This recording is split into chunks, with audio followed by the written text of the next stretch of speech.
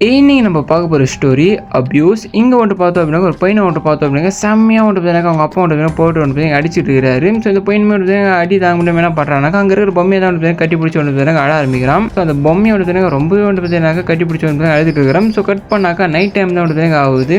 திரும்பியுமே வந்துட்டு அவங்க அப்பா வந்துட்டு செம்மையாக வந்துட்டு ஒன்று போட்டு வந்துட்டு அடிக்கிறாரு. ஸோ இவன் அடிச்சுனுக்கும் போதே வந்துட்டு பார்த்தோம் அப்படின்னா பின்னால் வந்துட்டு பார்த்தீங்கன்னா அந்த பொம்மை வந்துட்டு பார்த்தீங்கன்னாக்கா ஒரு ஷார்ப்பாக வந்துட்டு ஒரு பொருளுமே வந்துட்டு எடுத்துன்னு வந்தது என்ன பண்ணுது அப்படின்னா அப்படியே வந்துட்டு அடிச்சுட்டு இருக்கிறாங்க. அப்பா வந்து குத்தி ஒன்று தெரியுது. இதை பார்த்து அந்த பையனை மட்டும் செம்மையோட ஷாக் ஆகிற கட் பண்ணாக்கா இவங்க அப்பாவை கொண்டதுக்காக என்ன பண்ணுறாங்க அப்படின்னா ஈவனை வந்து பிடிச்சி ஜெயிலில் வந்து போட்டு விட்டுறாங்க. சில காலங்கள் வருஷங்கள் வந்து போகுது. கட் பண்ணாக்க இந்த பையன் ஒரு டீனேஜராக வந்து ஆயிரம். ஸோ இவனை ஜெயிலில் வந்து வெளியே அமுச்சு விட்டுறாங்க. இந்த பையனுமே அப்படியே வந்து ஸ்டேட் எங்கே வரானாக்கா அவன் இருந்த வீட்டுக்கு தான் வந்து பார்த்தீங்கன்னா இவனுமே வந்து வரான். வந்தவன் என்ன பண்ணுறாங்க அப்படியே கதவு ஓப்பன் பண்ணி உள்ள வரான். ஸோ உள்ள வந்து பார்க்கும்போது சோஃபா மேலே வந்து அந்த பொம்மை வந்து இருக்கு. இவனுமே வந்து அந்த பொம்மையை பார்த்துட்டு அழுதுகிட்டே போயிட்டு வந்து பார்த்தீங்கன்னாக்கா அந்த பொம்மையை தலையை வந்து கவுட்டுறான். இங்கே தான் செம்ம ட்விஸ்ட் என்னன்னு பார்த்தோம் அப்படின்னாக்கா அந்த பொம்மைக்குள்ள வந்து யாரோ ஒருத்தர் ஸ்கெலிட்டன் வந்து பார்த்தீங்கன்னா இருக்குது. என்னடா இதுன்னு வந்து பார்த்தோன்னா இங்கே தான் பார்த்தீங்கன்னா ஃபுல்லாக வந்து பார்த்தீங்கன்னா ட்விஸ்ட்டே வந்து ரிவீல் பண்ணுறாங்க. என்னன்னு வந்து பார்த்தோன்னாக்கா இந்த பையன் கூட வந்து இவனுடைய பிரதராக வந்து இன்னொரு பையனுமே இருந்திருக்கிறான். அவன் வந்து பார்த்தோம்னா மூளை வளர்ச்சி கம்மியாகவும் அதே சமயம் வந்து பார்த்தோம்னா கை கால் இல்லாமலே வந்து